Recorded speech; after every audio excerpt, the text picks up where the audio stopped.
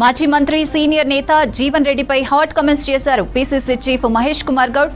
జీవన్ రెడ్డికి కాంగ్రెస్ ఎంతో చేసిందన్నారు. జీవన్ రెడ్డికి కాంగ్రెస్ 14 సార్లు బీఫామ్ ఇచ్చిందని గుర్తు చేశారు.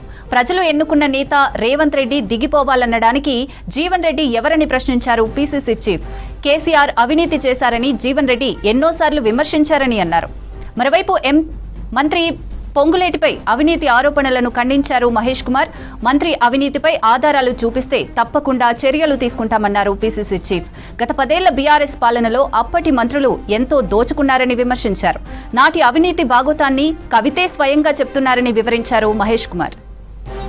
చాలా గౌరవం ఇచ్చాము, ఇప్పటికి కూడా ఇస్తాం.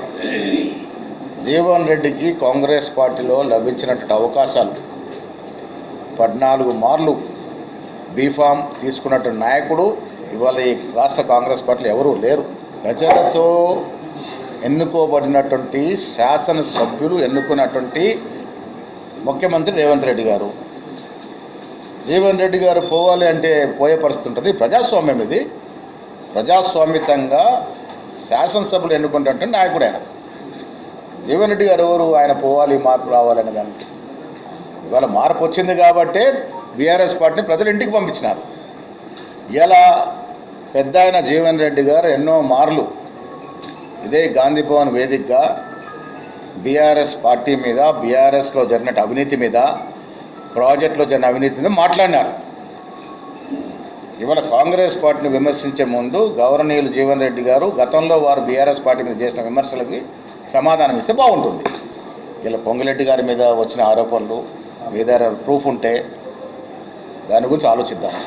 ఇప్పుడు మీరు చేసిన అవినీతిని కప్పిపుచ్చుకోవడానికి మీరు 10 ఏళ్ళుగా ఈ రాష్ట్రాన్ని దోచుకున్న తీరు, హరీష్ రావు కావచ్చు, కేటీఆర్ కావచ్చు, కేసీఆర్ నాయకత్వంలో బీఆర్ఎస్ నాయకులు, ఆనాడు ఉన్నటువంటి మంత్రులు, ఎంపీలు, ఎమ్మెల్యేలు, ఎమ్మెల్సీలు దోచుకున్న తీరుని ప్రజలు గ్రహించినారు కాబట్టి వాళ్ళని ఇంటికి పంపినారు.